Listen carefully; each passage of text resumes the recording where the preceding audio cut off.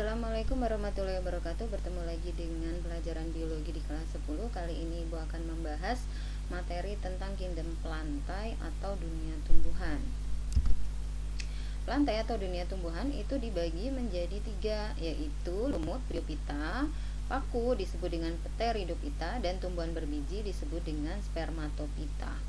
Nah, untuk tumbuhan berbiji nanti dibagi lagi menjadi 2 golongan, yaitu Angiospermae dan Gymnospermae, yang akan kita bahas lebih lanjut. Nah, untuk pertemuan kali ini Ibu akan membahas dulu yaitu mengenai lumut. Oke, nah sebelum kita membahas tentang lumut, kita akan bahas dulu mengenai ciri-ciri tumbuhan lumut. Yang pertama itu adalah multiseluler, artinya tubuh dari tumbuhan lumut tumbuhan secara umum itu dia terdiri dari banyak sel. Kemudian sifat yang kedua atau ciri yang kedua yaitu eukariotik, artinya dia setiap selnya itu mempunyai membran inti. Nah, lawannya itu adalah prokariotik, yaitu tidak punya membran inti. Nah, itu dipunyai oleh organisme yang disebut dengan bakteri. Kemudian ciri yang ketiga yaitu berklorofil atau mempunyai klorofil atau mempunyai zat hijau daun. Ya, jadi tumbuhan itu selalu berwarna hijau karena punya klorofil. Karena dia punya klorofil, maka cara mendapatkan makanannya yaitu dengan cara autotrof sebagai ciri yang keempat. Apa itu autotrof? Yaitu organisme yang dapat membuat makanannya sendiri. Dengan cara apa? Dengan cara menggunakan energi cahaya matahari dan klorofil, ya, nanti akan digunakan untuk membentuk zat-zat makanan atau senyawa organik. Kemudian ciri yang kelima adalah mempunyai dinding sel yang tersusun dari selulosa. Wajib dari selulosa dinding selnya, karena kalau dinding sel terdiri dari yang bukan selulosa berarti dia tidak termasuk ke dalam tumbuhan. Contohnya jamur. Jamur itu punya dinding sel, cuman dia terdiri atas pektin. Ya. Kemudian ciri yang keenam itu mempunyai akar, batang, dan daun sejati atau yang disebut dengan tumbuhan kormus atau Cormophyta. Karena ada tumbuhan yang disebut dengan Talophyta. Talophyta itu adalah tumbuhan yang belum dapat dibedakan akar, batang, dan daunnya. Contohnya adalah alga atau ganggang, atau kita biasa menyebutnya dengan rumput laut. Nah, ini tidak bisa dibedakan mana akar, mana batang, dan mana daunnya. Oke ya, jadi ada istilah Cormophyta dan Talophyta. Selanjutnya ya, kita akan lihat ciri-ciri lumut. Nah, lumut itu tubuh merupakan peralihan dari talus ke kormus. Artinya ada sebagian yang masih berupa talus, sebagian sudah berupa kormus.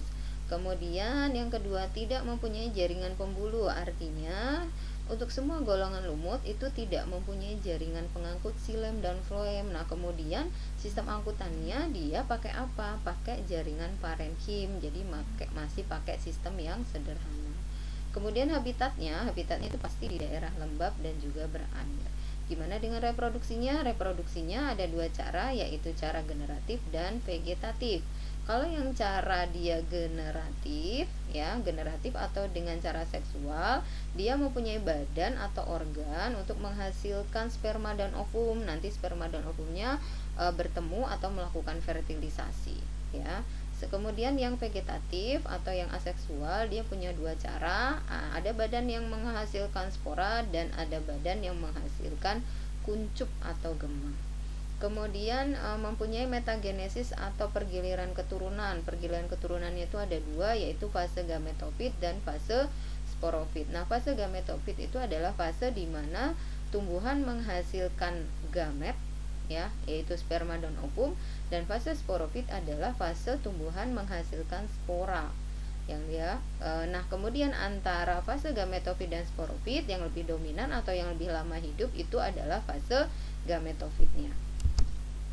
Selanjutnya kita akan lihat metagenesisnya. Nah, metagenesisnya atau pergiliran keturunannya kita lihat dari tumbuhan lumut, ya.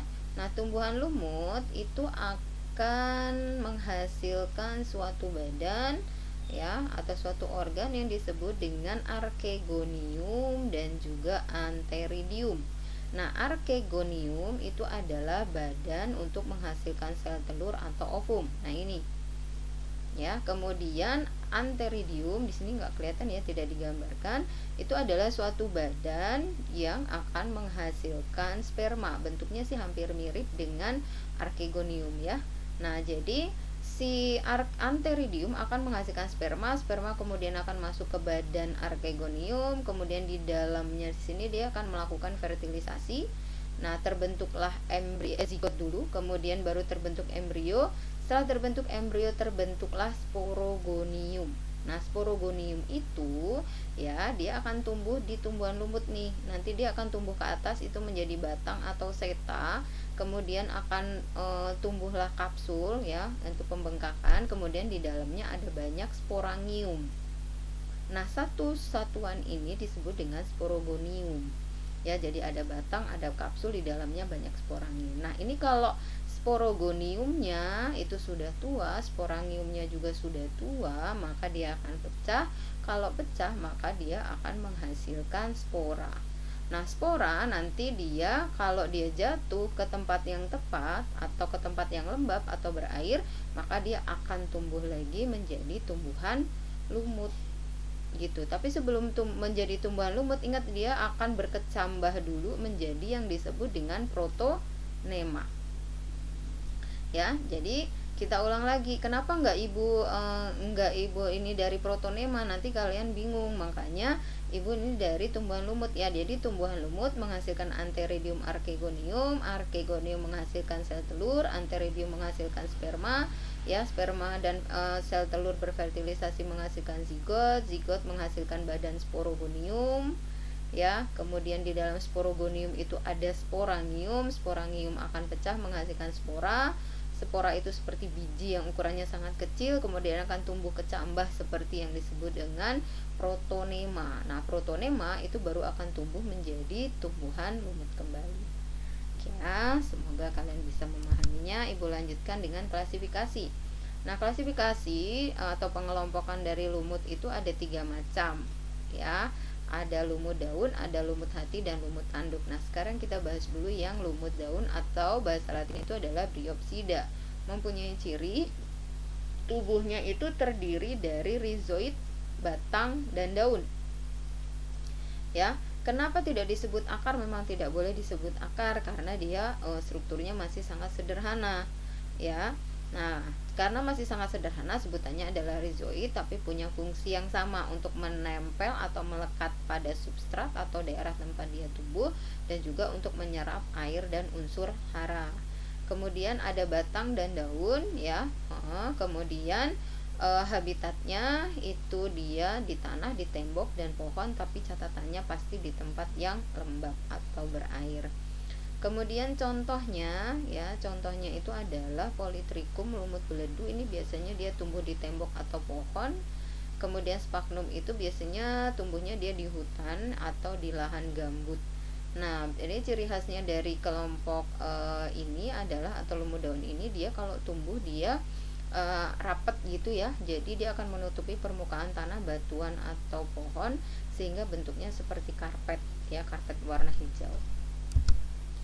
Selanjutnya ya, kelompok yang kedua itu adalah Hepaticopsida atau lumut hati ya. Mempunyai ciri tubuhnya masih berupa talus, artinya masih berupa lembaran.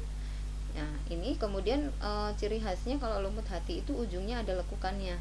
Nah, kamu perhatikan lekukannya itu, kalau diperhatikan dia seperti bentuk love atau hati, makanya itu disebut dengan lumut hati. Kemudian dia juga punya rizoid ya untuk menempel pada substratnya. Jadi dia di sini nih, di bagian bawahnya langsung pada lembarannya. Kemudian habitatnya itu di tanah atau di tanah yang lembab atau tempat berair. Nah, ada ciri khasnya dari lumut hati ini adalah bentuk archegonium dan antheridiumnya. Jadi kalau antheridium dia ini bentuknya seperti payung ya. Kemudian dia lembaran atasnya atau payungnya itu dia tepinya agak rata. Kemudian kalau archegonium dia tepinya itu lekukannya lebih dalam. Nah, itu ya. Jadi antheridium menghasilkan sperma, archegonium menghasilkan ovum, itu untuk organ untuk reproduksi seksual ya, fertilisasi. Kemudian untuk reproduksi aseksualnya atau vegetatifnya dia bisa menggunakan spora ya. Bisa juga menggunakan gema atau kuncup yang tumbuh di mangkok-mangkok kecil di permukaan talusnya ini. Nah, contohnya itu adalah Riciocarpus natan, biasanya dia tumbuh di tempat yang lebih berair. Kemudian Markhantia polymorpha itu dia tumbuh di tanah yang lembab ya. Nah, itu bisa dimanfaatkan sebagai obat radang hati atau hepatitis. Kemudian klasifikasi yang ketiga itu adalah Anthocerotopsida atau disebut dengan lumut tanduk, mempunyai ciri dia tubuhnya juga masih berupa talus dengan satu lobus, artinya ujungnya itu tidak ada lekukan. Ya, jadi biasa saja gitu. Kemudian sama juga mempunyai rizoid untuk menempel pada substrat, dan di sini ciri khasnya adalah sporofitnya atau badan untuk menghasilkan sporanya itu dia berbentuk seperti kapsul atau berbentuk seperti kantong memanjang ke atas seperti ini. Nah, ini adalah kapsulnya. Nah, di sepanjang kapsul ini terdapat banyak sporangium yang nanti kalau sudah tua dia akan menghasilkan spora. Ya, itu kenapa dia disebutnya lumut tanduk, karena mungkin selain disebutnya kapsul, bentuknya juga seperti tanduk. Sama habitatnya itu juga pasti di tempat yang lembab, tapi kita akan banyak menemukan itu di tepi sungai atau selokan. Contohnya adalah Anthoceros. Selanjutnya adalah manfaat dari tumbuhan lumut. Yang pertama sphagnum, tadi yang tumbuh di lahan gambut ya, itu dapat digunakan sebagai pengganti kapas dan menghasilkan parafin. Nah, itu biasanya digunakan juga untuk sebagai bahan bakar dalam industri. Kemudian Markhantia polymorpha tadi sudah Ibu katakan itu sebagai obat radang hati atau penyakit hepatitis. Kemudian dapat juga digunakan sebagai pupuk kompos ya kalau jumlahnya banyak ya lumutnya. Kemudian lumut juga itu juga dapat menyerap air sehingga dapat mencegah kekeringan dan banjir. Tetapi tentu saja itu dalam jumlah yang maksudnya pemanfaatannya akan lebih bermanfaat hutan pohon daripada lumut, tapi lumut juga punya kontribusi untuk mencegah kekeringan dan banjir. Kemudian sebagai organisme perintis, maksudnya adalah kalau di daerah yang rusak total, misalkan letusan gunung berapi, itu kan daerahnya tinggal bebatuan dan abu ya. Nah, itu biasanya yang bisa tumbuh pertama kali di daerah yang seperti itu bukan pohon. Kalau pohon itu biasanya yang nanam manusia, tapi kalau secara alami biasanya yang tumbuh di situ adalah lisenes dan lumut. Nah, di daerah yang seperti itu, nah baru nanti setelah tanahnya itu menjadi lebih subur, baru bisa tumbuh tanaman-tanaman yang lain. Itu ya. Oke, nah demikianlah materi kita pada hari ini ya, pembahasannya tentang lumut. Semoga kalian paham. Oke, jangan lupa jaga kesehatan. Terima kasih. Assalamualaikum warahmatullahi wabarakatuh.